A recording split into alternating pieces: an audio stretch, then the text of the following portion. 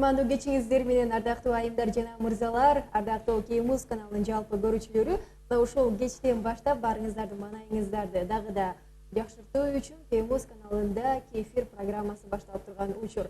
60 мүнөт аралыгында биз менен бирге болууга чакыралы баарыңыздарды ардактуу көрүүчүлөр. Ушул кечтин калган бөлүгүн биз менен жакшы маанайда өткөрүп алууга сиздердин мүмкүнчүлүгүңүздөр түзүлүп аткан учур. Аны эмесе биз баштайбыз. Бул саат аралыгында сиздер менен Айпир Адамкулова кызмат кылат. Ал эми бүгүнкү студиябыздын коноктору өзгөчө. Ошол коноктор менен тааныштырып өтөлү. Азыркы учурдун болгон клиптердин баарын тартып аткан мырзалар, клипмейкерлер Эрнис Сыдыков жана Нурсултан Кубатов. Кош келиңиздер. Рахмат. Эл журт менен амандашып алыңыздар. Саламатсыздарбы, урматтуу телекөрүүчүлөр? Кутмандуу кечиңиздер менен бир алдыда бир саат чогуу болобуз.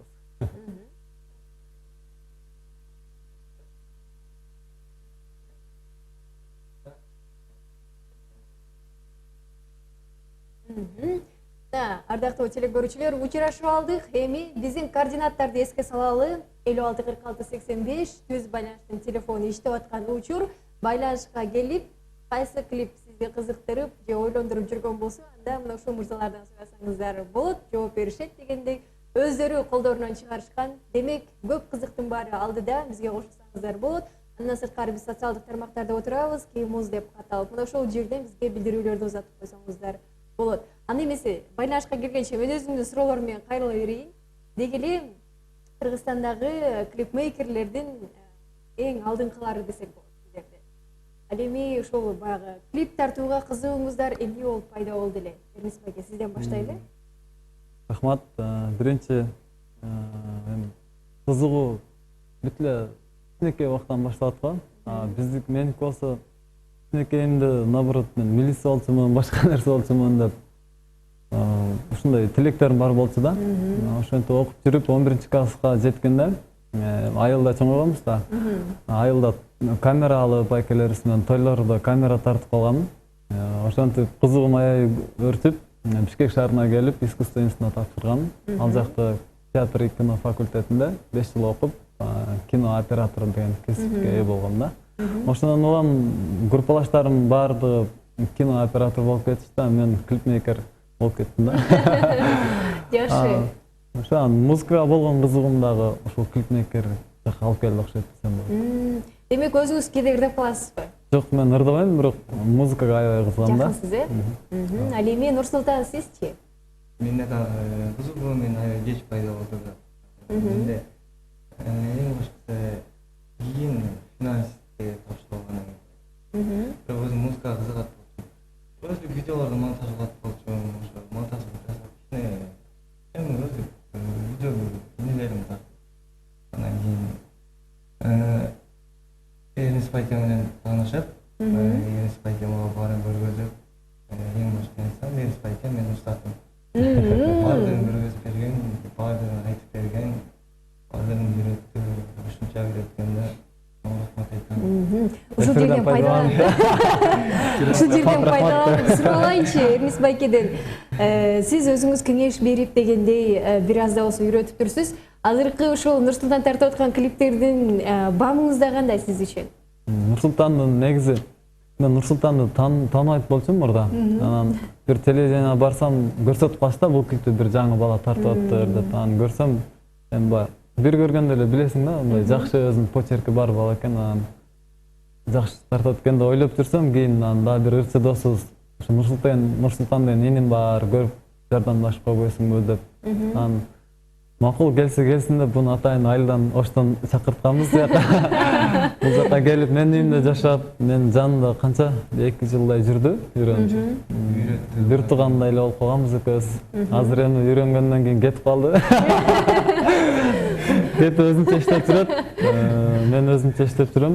Экөөбүз мамилебиз аябай жакшы, азыр деле сыйлашып, съемкалар учурунда жардамдашып жүрөбүз. Рахмат болду. Жакшы. Баарынан дагы кызыгы, баарын үйрөнүп алып кетип калган болду. Албетте, тамаша. Эч жака кетпейсиз, э? Албетте, тамаша. Анан кийинки суроо мындай болсун, деги эле азыркы учурда баягы биздин көрүүчүлөрүбүз деле көп замандаштарыбыз деле нааразы болуп калышат да, баягы азыркы клиптердин маани маңызы окшош, бири бирине куюп койгондо окшош. Бири кызын таштап кетет, бири баягы жигитин таштап кетет дегендей. Деги эле Кыргызстанда атайын ошо клипмейкерлер тарабынан же болбосо же сценаристтер барбы атайын клиптер үчүн? Сценаристтер. Ооба, сценаристтер бар. Көпчүлүк мен сценарийлерди ошо кыргыз фильмде иштеген байкелерге жаздырам. Алар кээде аларга жаздыра бергенде да окшошуп кетет да, өзүм да байкап калам да. Анан ар кайсы адамдар менен иштешкенге аракет кылам. Көбүнчө өзүм жазам. Анан окшош болуп атат деген деле туура да, бир четинен. Чын эле бизде клиптер аябай окшош. Мисалы, мен бир клип тарсам, мени көрүп да экинчи башка клипмейкер окшоштур тартканга аракет кылат. Мен бирөөнү туурагanga аракет кылам. Ошентип окшош болуп атат да. Окшош болгонго себеби болгон биздин ырчылардын ырлары дагы ошол жөнүндө болуп атпайбы? Бизде менталитет башка да. Мисалы, сүйүү деп ырдап атса, биз орустарга окшоп же американецтерге окшоп башка темадандай жакшы креативный кадрлар менен тартсак, сюжети жок болуп. Биздин эл 100% айтат да. Бул эмне болуп, ыры каякта жатат, бул каякта жатат депчи. Анан андайды ырчылар да каалабайт экен да. Ошон үчүн анан ырчылардын кандай десем, ырчылардын ушун талабы менен ушундай клиптер жаралып жатат. Бирок баары мындай деп айта албайм, арасында жакшылары да бар. Нурсултан, сиз үчүнчү? Мен үчүн мисалы мен сценарийде Темир Жибек деген досум бар. Ошол жардам берет кээде. Анан көбүнчө өзүм да жазам сценарийди. Өзүм элестетип, кадрларды биринчи бирде угуп туруп эле, маанисин элестетип туруп эле, анан түзөп, оңдоп, ошону сюжетке алып келип түшүнүктүү. Анда жалпы көрүүчүлөрүбүз менен биргеликте ушул Эрнест Сыдыков тарткан Анжеликанын Бактылуумун клибинин баягы кадр артындагы жактарын көрүп алалы. Мына ошондон кийин, андан кийин көрүшөлү ардактуу көрүүчүлөр.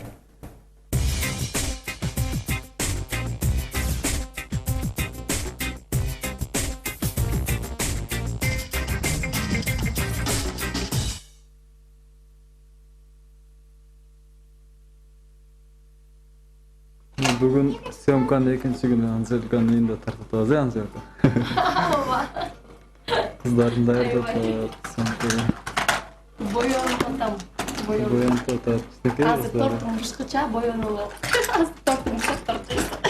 Азыр торт жейбиз.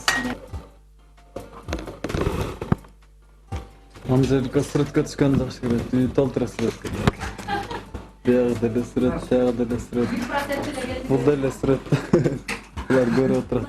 Молодец, Ильмага, ты сегодня хороший это.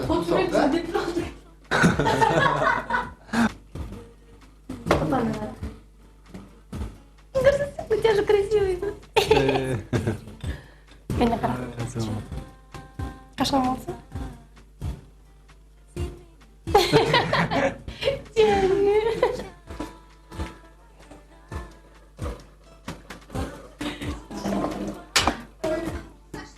Чурка. А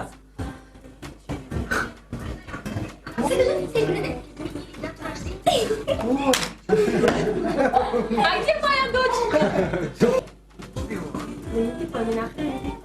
Еще не успели.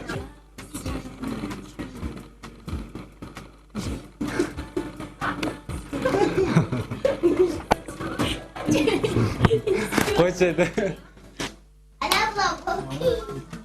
Кандай болду бүгүн съемка?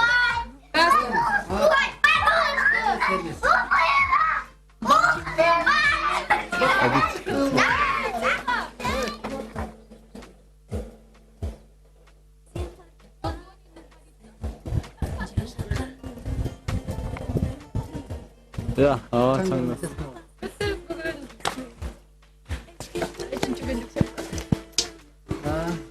Üçüncü gündü. Daha bir epizod kaldı. Ağa düşük ne oldu?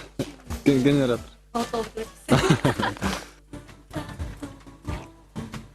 Bunday şahardın üstündeki toğa çıkıp kranlardı kurap, ekranlardı koyup sönkü kılavuz da atsak bizim o generator işte kaldı.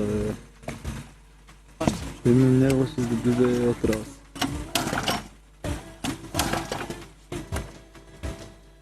Генераторду өзүң жүргүзбөсөң тута биз от алдыра албай калдык. Яма бар экен да. Генератор сата албай калды. Ошондон көрөсүң. Жакыр такси менен алып келебиз дейши. Могун карасаң кран байкуштарды. Светтер коюлган. Свет коюлган, кран коюлган, экран. Ага, экран бу эмне болгон туалетте калды. Туалет эмес, экран. Экран турбайбы? Туалет калды.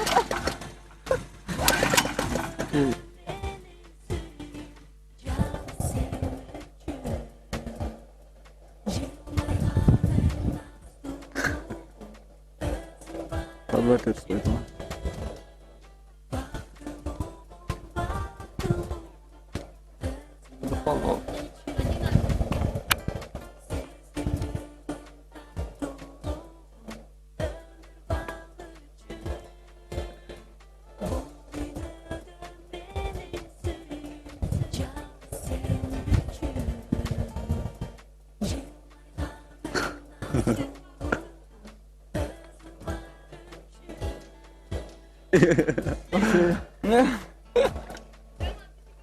Келгенче тишиңе дагы эле көрсөт.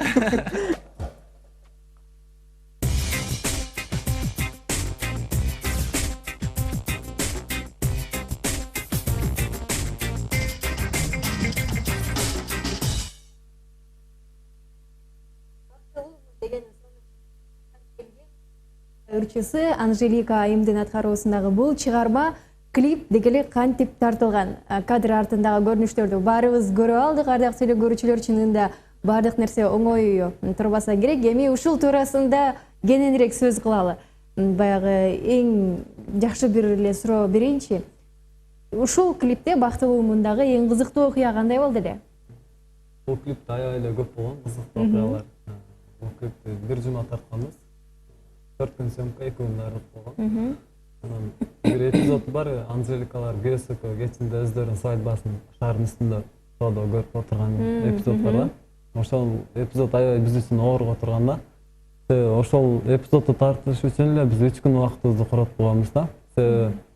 Биринчи күнү чыгып местаны көрүп келгенбиз, экинчи күнү анын аппаратураларды ал жака ток-шок генератор алып чыкканбыз. Бүт экран, бүт техниканы алып чыккандан кийин баарын установка кылып движокто ошо генераторду от алдырсак от албай койгон да. Анан айла жок кайра жыйнап түшкөнбүз. Анан эртеси күнү кайра чыгып жаңы генератор менен кайра тартып бүт баарын жакшылап тартып студияга келип, менин инилерим бар, Азат, Самат деген. Койчуман көп болсо кой арамы болуп, алар мен аларга ишенип, алар мага ишенип тарткан материалдарды удалить этип алыптыр да.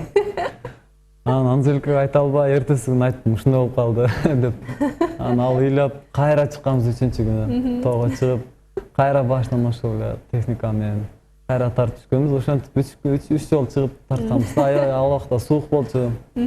Анан курткаларды чечип туруп тартылат, кайра кийинишет. Ошентип бир аз кыйынчылык чаралган да. Мынакей баягы бактылуу көз ирмемдери чагылдырган нерсенин аркасында канчалаган кыйындыктар жатат, Ал эми Нурсултан, сиз кайсыл клиптеги кызыктуу окуяны айтып бергиңиз келип атат? Менде кызыктуу окуя Афган жери.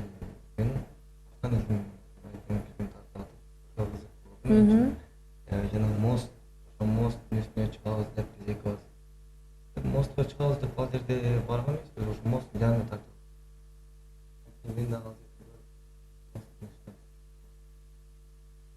Мейлі деп бана мен жерде чыгып жарымына келип аябай Өтө бийик мост ал жерде таш көмүрдөгү. Аябай бийик.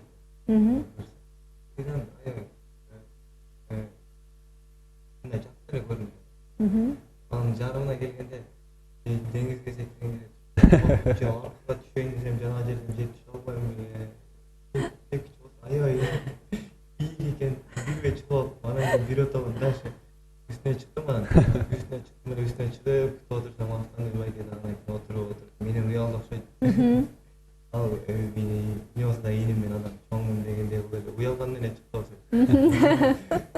Ошо чыкты, чыгып үстүнө аябай коркуп отуруп арам тартканда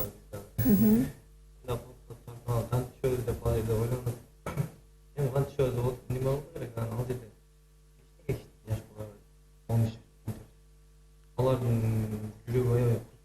ал кезде Нурмалдалар күлгүлөр жанагы жерден чыкса, жанагы жерде ошо мосттун моундай трос тартып турган трос бар. Ошо тростон жанагы жаш балдар чыгып айтып калды. Сиздер күлөсүңөр түшпөңүздөр, мындан түшпөңүздөр, азыр аябай коркосуздар деп. Ага караганда ошо тростон бычактап ушудан сыйгаланып түшпөсөңүздөр, ошо сиздерге ошо дегендей. Жанагы жаш балдар ошентип түштө биз аябай таң калдык. Булар жашанга деп. Анан кийин айла жок, жанагы жакта тепкичте карасам аябай бийик да. Коркконыма жанагы бышып кучактадым. Кучактаган бойдон көзүң жумуп туруп көзүм жумган бойдон түштү. Аябай сүйүндүм. Мындан кийин клип тартып эле койдум деген жоксуздарбы? Эң өзгөчө клип ошол. Анын закадан турган видеолор да бар. Аябай. Демек, өмүрүңүздөрдү тобокелге салган ушулар да боло турбайбы клип үчүн? Муну ошону ырчыларыбыз түшүнсө экен, Ал эми Эрнест Сыдыков бул учурга чейин канча клипти тартып болду экен? Буга чейин мен 3 жылдан бери тартып келем клиптерди. Так эсептеп көргөн эмесмин, бирок 500ге жетейин деп калды деп ойлойм. Примерно ошондой болуп калды. Атак так санын билбейт экенмин. Эми бүгүн барып санап көрүңүзчү. Бүгүн барып санап көрүш керек. Нурсултан, сиздикичи? Меники примерно 100ге жетпейт го дейм. Эле баштаганына 2 жыл болду. Жакшы киришкениме. Түшүнүктүү. Ардактуу теле көрүүчүлөр, биз Кызыл маек куруп турган учурда сиздер Кефир программасын көрүп жатасыздар. Ал эми бүгүнкү студиябыздын коноктору азыркы учурдагы мыкты клиптерди тартып жүргөн мырзалар, клипмейкерлер Эрнест Сыдыков жана Нурсултан Кубатов. Студиябыздын коноктору, байланышка келсеңиздер болот, 56 46 85 төз байланыштын телефону. Ал эми бүгүнкү Кефир программасынын демирчү легенда суусундугу жана Шорок компаниясына ырахчылык билдирип коелу. Ал эми азыр болсо баарыбыз биргеликте кей фото рубрикасына кезек берели, анан кийин сөз түрдө көрүшөбүз.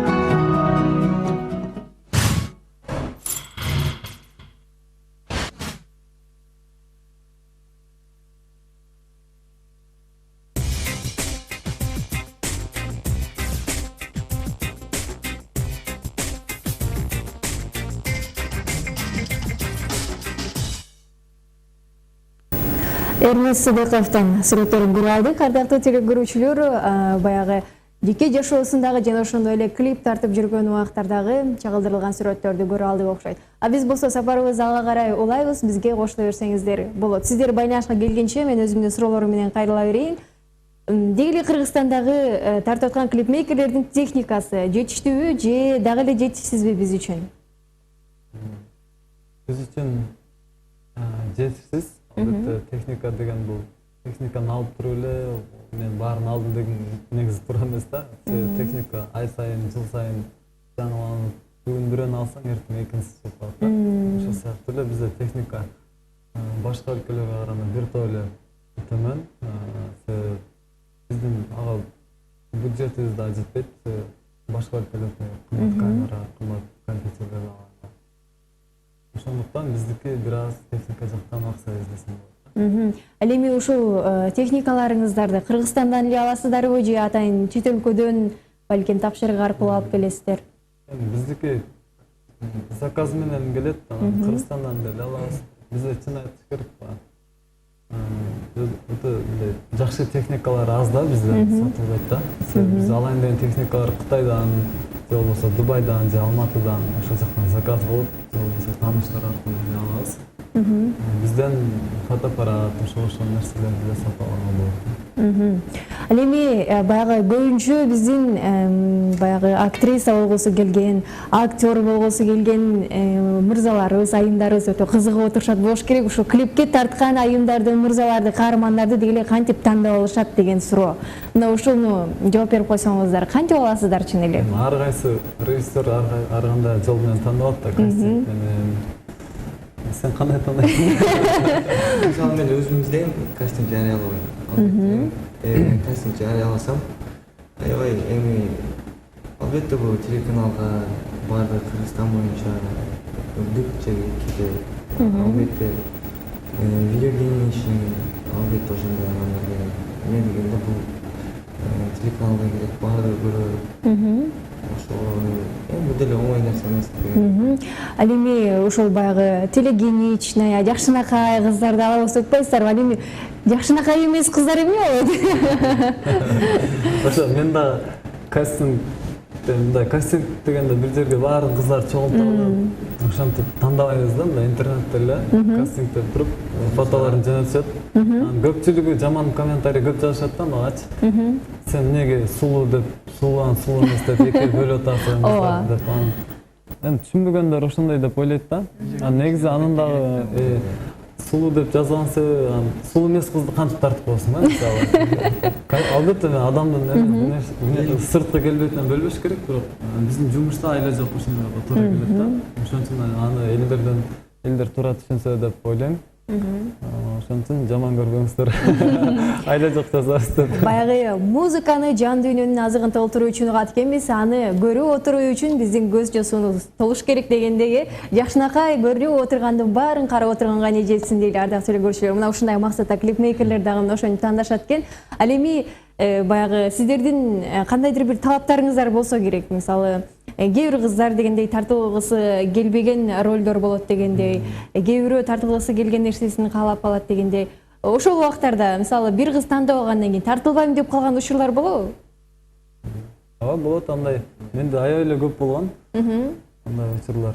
Кээде тартыламын деп аябай кызыгып сүйүнүп алат дагы, сюжет кандай деп сурашты унутуп калышат да. Келгенде ушундай десем, мен атам урушат, мен апам урушат деп тартылбай калган учурлар бар. Жакында эле бир окуя болду. Съемка ал кызды дагы чакырганмын ушундай деп, ал кимдин клиби деп да сураган да жок да, мен да айткан жокмун. Съемка башталайын дегенде чалдым да. Жолду келип атасың десем, азыр боянып атам дейт. Басы кимдин кайсы ырчы деп атпайбы? Ушул ырчы деп бир чоң эле байкен клип болчу. Сүрөтүн жөнөттүм, ушул байкен десем, бул кары байке турбайбы? Мен ушуну менен ойнойм, жигитим болобу дейт. Ооба десем, анда тартылбайм деп келип койду съемкага. Съемочный группа даярданып күтүп турганбыз да. Бир четинен аныкы деле турат, бир четинен мүмкүн мен да ката кеткендер, аябай настроениясы түшүп. Ошентсе да башка кыздар чыкты, башка кыздар менен тартып алдык. Нурсултан, сизде деле ушундай учурлар болду беле? Менде ушундай учурлар болот. Айтасың, сюжет адам болмойм, бирок алдынан айтам да мен да. Алдынан айтып, эмне болот деп айтам, кээде ал кыздар макулдук бербей коет. Болбой калат. Анан кийин кайра издеген туура келет. Кээде ал ырдаган бала, ошо ырдаган иши мырзага жакпай калат. Ошентип кээде тартып аткан учурда дагы акырына чейин бүтпөй, анан кийин кайра баштан башка тартып чыгабыз. Ал эми жогоруда айтып калдыңыздар, баягы сүйүнгөнүнөн кимге тартыларын билбей калган кыздар бар депчи. Анан ошентип баягы өзүн балким реклама кылыш үчүн, жарнама кылыш үчүн өзүн баягы элге көрсөткүсү келген кыздарыбыз бар болуш керек. Анан ошолорго мисалы акча төлөнүп береби дегендей Кыргызстандагы актерлор, актрисалар үчүн бул жааты кандай? Бизде чын айтканда клипте көбүнчө төлөнбөйт. Аты чыгып калган, жүзү элге таанылып калган киши кыздарга эле төлөбөсөк, биринчи жолу тартылган кыздарга төлөнбөйт да. 3-4 клипке тартылып, кино тартып жүрген кыздарыбыз деле бар, бирок аларга төлөө деп деле айтпайт, өзү төлөп коебуз да. Нурсултан, сиздики деле ушундайбы же сиздики дайыма төлөп турасызбы? Күнүгө төлөйбүз. Түшүнүктүү. Анда азыр биз жалпыбыз бирге K-Top рубрикасына кайрадан кезек берели. Арсендин дагы клиби кантип тартылган туурасында баарыбыз күбө болсок, андан кийин көрүшөлү.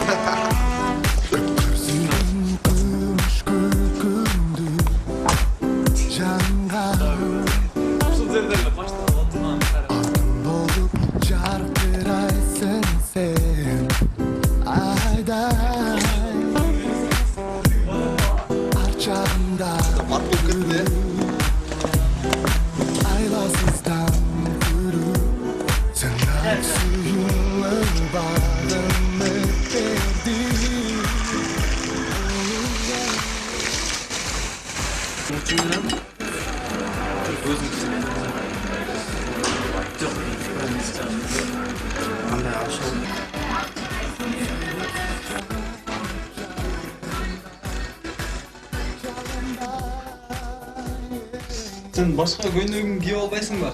Tartılasın. O başka bölüm yok. А что вообще будет?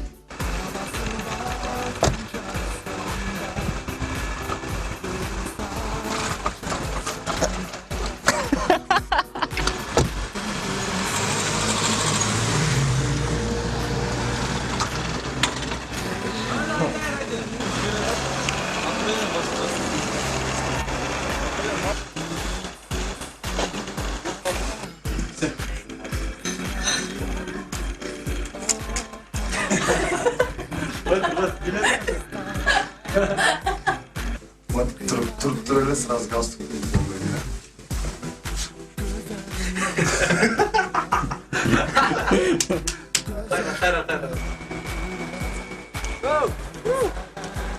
Yapma kaçtırla kadına gül kaldı. Bir sese. Bizim gel.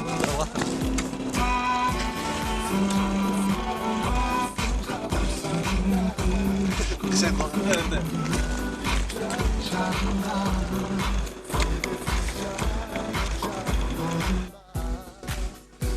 Зума коюпсуң. Жылай қоямын. Недовольный көзімен қарап өзің как это? Қандайча? Я забыла. Забыла, да? Подходишь просто. Я, короче, ойда жоқ эле глаздан баягы эле көнгөн адам да, короче.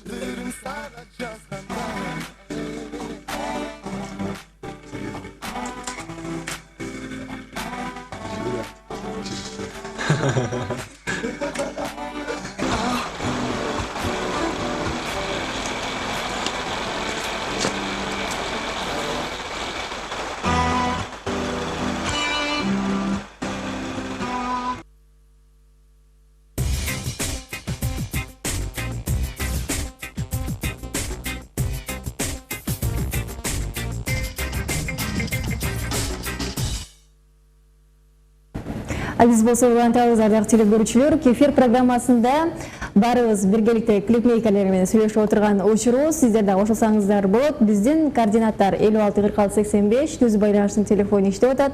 Андан сырткары социалдык тармактардан K-Muz деп издесеңиз болот. Мына ошол жерден билдирүү узатып коюңуз. Ал эми мындай суроо бергим келип атат.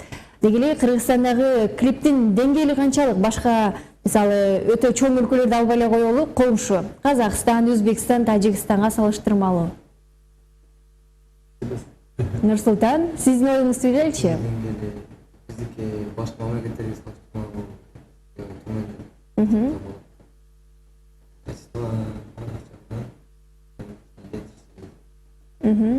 Бизден алдыгы Өзбекстан, Казакстан.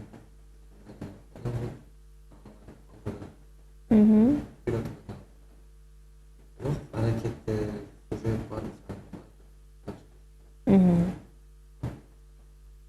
Эрнис байке. Мен деле Нурсултан оюна кошулам. Биздики эми эмне себептен артта деп ошонун себебин айтып өтүшүбүз керек да биринчиден. Себеби бүт клип дегенде, кино дегенде эле негизи бүт ошо акчага, каражатка келип такалат да. Биринчиден бизде клипмейкерлерди окутуп чыгарган окуу жай жок. Эч жактан окуп биз деле мисалы мен кино жагын окугам, а клип жагын окуган эмесмин да. Нурсултан деле окуган эмес. Ошол сыяктуу эле бизде адис жагынан кыйналабыз да бир аз. Анан техника жагы, үчүнчүдөн акча жагы болуп эсептелет да.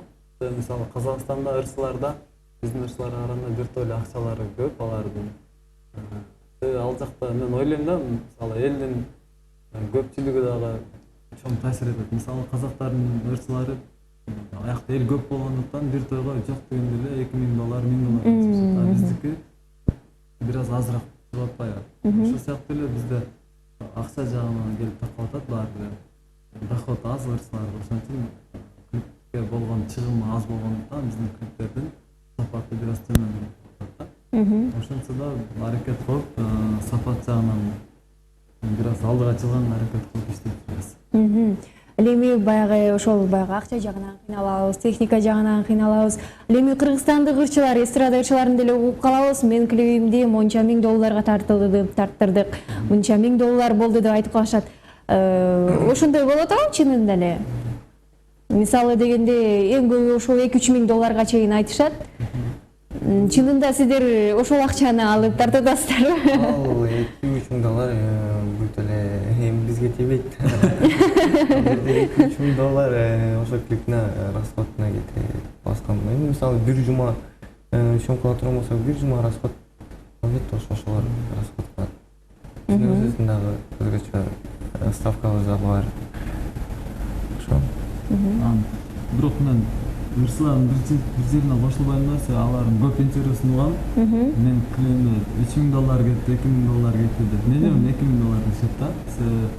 Бизде чын ачык керек, бир клипке $1000 деле жетет деген расход кетет да. Алар чыгып алып элдерге айтат да, $2 миң кетти, $3 миң. Мисалы элдер ойлойт, ушунча акча кетип алып, эмнеге мындай клип тартышат деп бизге сөз деп атат да. Ошон үчүн мен Дагы көбөйтүп айтышат турбайбы демек, э? Көбөйтүп айтышат да, баары эмес, арасынан айтып коюшат да ушундай. Ошол жагы туура эмес деп ойлойм. Себеби бизде бир клиптин орто эсеп менен алганда бюджетте $1000 тегереги болот да. 1,5 болушу мүмкүн. Ошондой эле өтө деле баягындай $3 миң, $4 миң бизде. Ал эми сиздер тарткан эң кымбат клип кимдики? Бизде эми мисалы Кыргызстан ичинде тартылган кымбат клиптерден кимдики десем, Мирбек Атабековго тартканмын, Алдадың деген ырына. Ошол мындай акча көбүрөөк кеткен да, бул 2 жыл мурда тартылса дагы, ошол убакта бир $3 миң тегерегинде акча сумшаган да. Себеби ал жакта той болот, үйлөнүү той, свадьба болот. Ошонун баарын кийимин, баланын, күйөө баланын костюмуна чейин, даже туфлисине чейин бүт арендага алып тартканбыз да. Лимузиндер, Ошонун баарын акча көп кеткен ошол убакта да. Ал эми ошол жана чет өлкөгө чыгып тартып келип атышпайбы? Алар андан көбүрөөк кетсе керек, э? Албетте. Жол акысы дегендей. Жол акысына эле кетет. Мисалы чет өлкөдө тартылган клиптердин байкасаңыздар баары эле мындай этажканын алдына туруп алып, көчөдө туруп алып, мындай расход деле жок да аякта. Расход болгону жолго кетет, самолетко кетет, жатаканага, тамак ашка эле кетет да. Анан ырсы ал жактан кийим алса, болгондо ошол шаардын кооздугун көрсөткөн жерлерден тартылат турбайбы, э? Түшүнүктүү. Нурсултан, сиз эң кымбат тарткан клип ким? Меники Дайыр Исмадияровдун Ананай деген клип болгон. Аябай масса, аябай көп кыз тартканбыз. 20-дан ашык кыз тартканбыз. Аларды алып жүрүшүбүз эле бир маршрутка эле алып алыппыз дейт. Мен ар жакка барып, бул жакка барып, аябай көп болуп чогулуп жүргөнбүз. Ал жерде Дайыр байке дагы аябай канча 6 форма кийип, 6дай бир форма кийип ырдаган, өзүм ырдаган эле. Андан кийин дагы бир 4-5 формасы алып кеткен. Ошо акчасын баарын эле ошо немесине алып алган окшойт. Формасын. Анан аябай чоң павильонду тартканбыз. Ал жерде кран баардык техникалар арендага алганбыз. примерно $1,5–2,000 кеткен. Түшүнүктүү. Аны эмесе ушул жооп берген Нурсултандын сүрөттөрүн баарыбыз биргеликте кей фото рубрикасынан көрөлү. Ардактуу телекөрүүчүлөр, бизге кошулсаңыздар болот.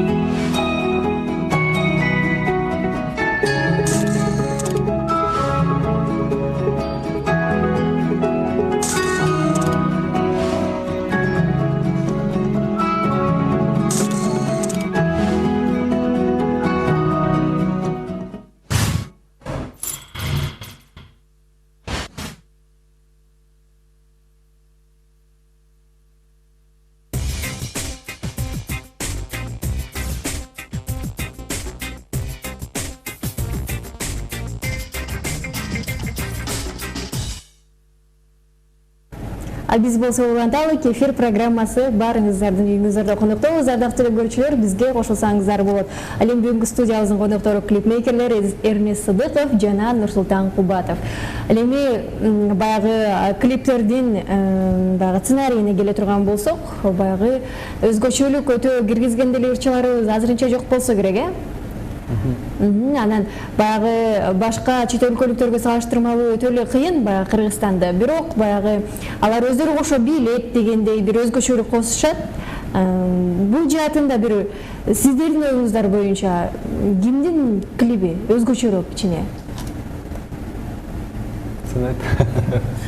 Жаңы клиптерди аябай жакшы көрөт да Нурсултан. Клиптерди аябай көбүнчө мен өзүбүздүн көбүнчө бирок мен Европанын клиптерин көрөм, башка мамлекеттердикин көрөм. Эдене изденем да, тынбай изденип, ошо изденүүнүн жыйынтыгында ошо идея да пайда болот, өзгөчө жаңы идея пайда болот андан ары. Мисалы, азыр бизде заманбап клиптерден кайсысын айта алам? Заманбап клиптерден. Мисалы, өзүңүз тарткандардын ичинен өзгөчөрөөк болду деген кимдики? Бирок мен өзүмкүн заманбап деп айта албайм. Өзгөчө клиптерден. Сиз эстеп турмусуз, Эрнест байке, сиз жооп бериңизчи. Эми өзгөчө клип деп азыр бизде клипмейкерлер аябай өнүгүп, көбөйүп атат. Бул да болсо бир четинен жакшы да, конкуренттер аябай көбөйгөн сайын качествобуз да ошончолук өсөт да. Азыркы учурда мен Кыргызстан боюнча айтайын, Кыргызстанда жакшы тартып аткан балдардан мен Миша Эмдин эмгектерин баалайм. Ошон тарткан клиптери мен купулуна тоот. Жана Мирлан Сатканбаев деген байкебиз бар. Ошонун клиптерин көргөндө мен мындай мокум канып көрөм да. Башка клипмейкерлерден Нурсултан сен эмес. Көргөндө мен көрө албайм да, аягына чейин көрө албайм да. Ошо бизде деле өнүгүү бар азыр. Ошо байкелерибиздин клиптери бизге чыгат. Ал эми баягы клипмейкерлердин ар биринин өзүнчө бир стили барбы? Сиздерде деле стиль бөлүнсө керек, э? Стиль эмес, бизде почерк деп коет да. Мисалы, меники башкача, Нурсултандыкы башкача, Мирлан Сатканбаевдики башкача дегендей. Анын өзүм мисалы бир ырды үчөөбүзгө угулса, үчөөбүздөн үч башка нерсени ойлойбуз да. Ошол сыяктуу эле ар кимдин өзүнүн почерки болот. Нурсултан?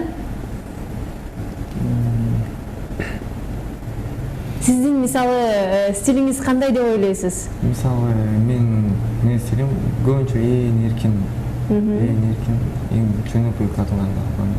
Ошондой почерктен сюжет эмес, мен более музыкальный басып коем. Музыкальный. Ал жерде эң эркин алгым келет, эң ошол. Өзүм каалагандай. Өзүм каалагандай, өзүмө жаккандай да. Ал эми сиздер тарапка айтылган сындарга кандай кабыл аласыздар? сын пикирлерди туура эле кабыл алган. Мен бирөө мондай деп койду деп аябай үйдө жатып ойлонуп сарсанаа болгон деле учурларым болгон эмес. Эми 5 кол тең эмес да, мисалы бирөөгө жагат мен тартканым, бирөөгө жакпайт дегендей. Ошол сыяктуу эле мен деле баарына жагыш керек деген ой деле жок менде. Негизгиси ошол ырды элге жеткиликтүү кылып, видео тартып көрсөтүшүбүз керек деп. Ошол негизги максатыбыз ошол да. Анан клиптин ролу да ошол жагынан чоң да, мисалы жаман ырды жакшы кылып койгондо клип болот, жакшы ырды жаман кылып койгондо клип болот да. Ал эми баягы байкап калабыз, кээ бир клиптерден сиздердики же башкалардыкы билбейбиз, ляптар деп коебуз го, туура эмес кетип калган кадрлар болот дегендей, же бир жерин унутуп кетип, же кыз башка кийинип алып, анан кийинки жүргөн жеринде эле башкача болуп калган учурлар. Мына ушундай учурлардан өзүңүздөрдүн клиптериңиздерден байкадыңыздар беле? Унутуп калган учурлар дегендей. Унуттум беле. Учурлар аябай көпчүлүк массовый съемка болуп аткан жерлерде болот. Мисалы кайсыл болду эле, ачык айтып бериңизчи, биз билбей калган, сезбей калган клиптерден сиз кайсыл жерин унутуп калыптырсыз, же туура эмес кадр кылып киргизип койгонсуз монтаж учурунда? Кино клипин тартып эсимде бир кыз башка кийим кийип келип алган. Ошол болгон. Анан кийин ал кызды болсо кымылышынча жапканы алып, аны крупный тартып ошол эпизодду бүтүргөн, аягына жеткирген. Кымылышынча бетин крупный тартып ошол. Ал эми түшүнүктүү. Билип турам ошол ляп болуп атат. Эми Сыдыковдукун бир аздан кийин угалы, азыр жарнамалуу түрмөккө кезек берип кеткенбиз, андан кийин көрүшөлү.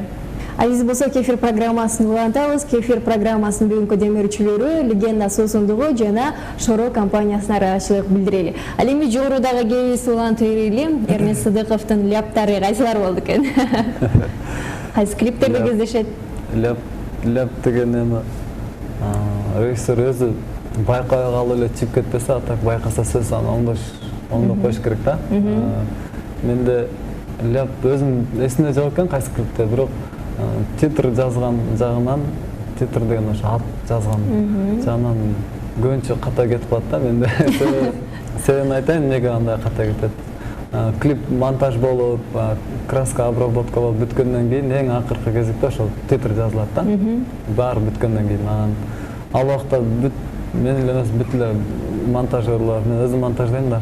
Монтажерлор чарчап калат да. Көбүнчө таңгамалуу жазып калабыз, уйкусурап жазып калабыз. Ошол учурда көп каталарды кетирип алам да, билбейм, мен кайра текшерем, кайра туура чыгат, анан экспорт кылып чыгаргандан кийин эле ката чыгып калат да. Ошондон Омар менен Нурбек Совет акыбыздын Бишкек Сити деген клипинде ошо ката жазып коюпбуз да, титринчи. Кимдин аты туура эмес жазылып калган? Ал жакта менин атым туура эмес. Аябай бир четинен уят да бул нерсечи. Бирок мен өзүм деле байкап турмун, Омарлар деле байкаптыр. Алып кетишкен, алып кетип 1 ай, 2 ай өттү да, уже ал клип эскирип калганда интернеттен бирөө жазып коюптур магачы. Сен ошо клипиңде атың туура эмес жазып коюпсуң, кичине окуп грамматиканы билбейсиңби депчи. Мен андай эмес деп сразу эле ответ жазгам. Көрүп коеюнчу деп ачып карасам, чиле ката турат да ошол жерде. Аны эч ким телевидениялардан деле көп эле кетти, алар да байкаптыр. Омар менен Нурбек да байкаптыр, мен да байкай калыпмын да. Ошондой майда баягы клип кетип атса, баягы эле Эрнест Сыдыков тарткан турбайбы дедик да. Окуп койгон окшойт да. Ошо баягы көз ирме менен эле карап койгон окшойбуз, баарыбыз биргеликте. Ал эмесе ардактуу телекөрүүчүлөрүбүз менен биргеликте азыр биз Нурсултан Кубатовдун тарткан клипин көрөт экенбиз. Бул Темирлан Масалбековдун аткаруусундагы клип "Сенсиз жаным" деп аталсын. Бул клипте биз дагы башкарма болуп ойноп койдук элек. Аны эмесе баарыбыз бирге көрөлү.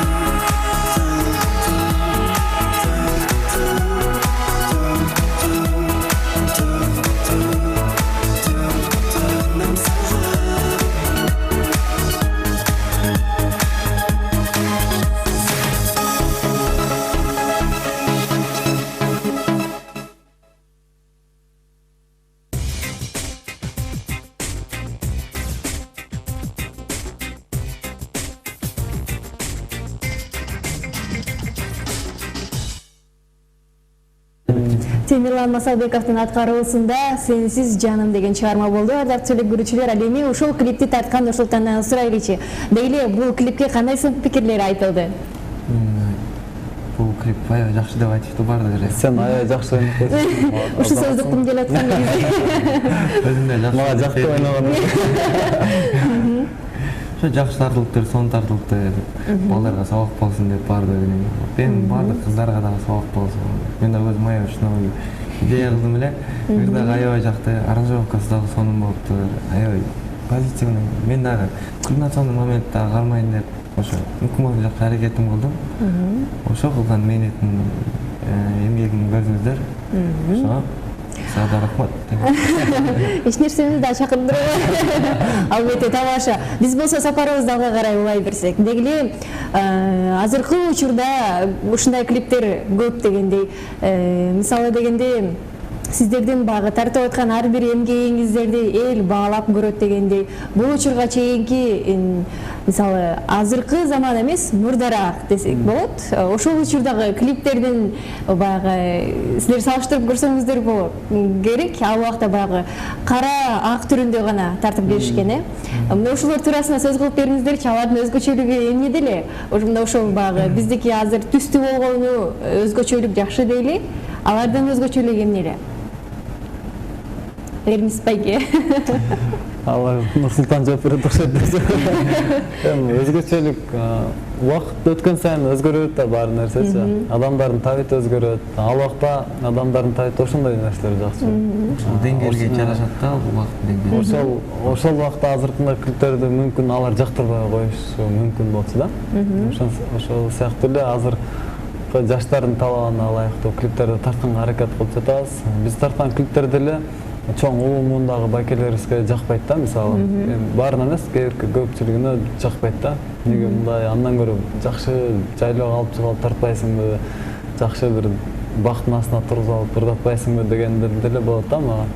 Ошол сыяктуу убакыт, анан музыканын дагы стилдери башкача болуп, ошол болуш керек себеби. Кийимдер өзгөчө, чачтарды жасалгалы, өтө өзгөчө боенушчумбез, ал убактарда. Өзгөчөлүк менен ошолорду болуш керек. Азыркындай боенушса, анда Балким ал убакта ушунчалык боенсо жарашпастыр эле. Мүмкүн ага.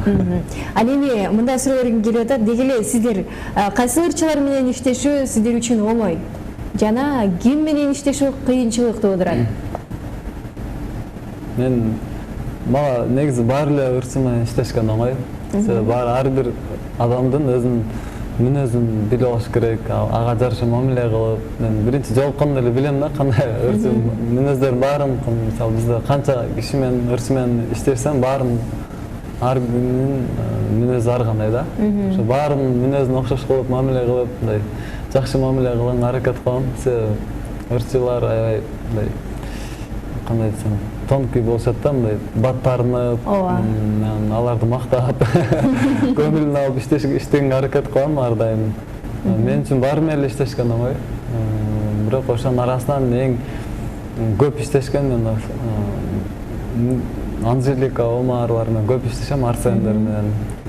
Алар менен иштешкен оңой, себеби билбейм, эмнени айтсаң дагы бүт баарын тапканга аракет кылышат да. Ошондой эле Данияр Эрматов, Нурлан Асиев, Нурман Садыров деген досторубуз менен иштеген да оңой. Себеби биз көп жылдан бери дос болуп, бири-бирибизден жарым сөздөн түшүнөбүз да. Ал ырын угузганда эле, же болбосо мен сценарий айтып атканда эле ал улап кетет. Ушундай кылбайлы, ушундай кылбайлы деп бат тил табышып иштеген ошолор менен жакшы. Ал эми Нурсултан, сиз үчүнчү? Менден эле дал ошондой эле. Аябай дегенде алар өздөрүнүн жумушун билет, эмнебизди билет. Камерага дагы. Камерага иштештен кичине тайсалдабай, мисалы актер болуп өзү башкаларды ойносо, ошол жактан кичине кыйналбаса, баардыгысылар жакшы деп айта алам. Жакшы ойноп беришет, ойдогудай эле. Бирок бийлеген жактары жаман эмес. Эми бардык эми массовка менен, потанцовка менен бийлеп койсо, эми ошол жагы жакшы да. Түшүнүктүү.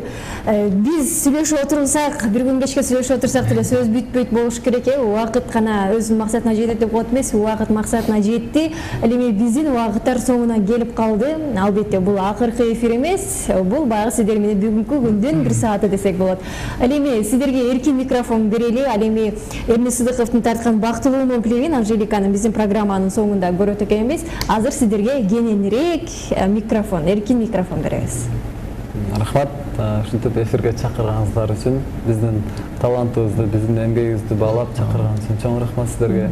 Чакырып туруңуздар, биз келип турабыз. Берип турабыз, ушундай күлүп жайнап. Ооба. Айтып берип. Эми үйүбүздү көрүп алдыңыздар. Эртең деле келсеңиздер болот. Ошон кыргыз элибизге кааларыбыз ден соолук, бакыт, тынччылыкты каалап кетем. Биз кыргыз эли аябай күчтүү элбиз, тилеген ой максатыбызга жетели, эч качан бөлүнбөйлү. Ынтымак бар жерде ырыскы бар деп коет го. Ошон үчүн эң негизгиси бизде ынтымак эле болуш керек. Калганын баары бүт нерсеси ошо ынтымактын негизинде келип чыгат деп ойлойм. Нурсултан? Мен дагы эң башкысы ынтымак, тынччылык каалайм.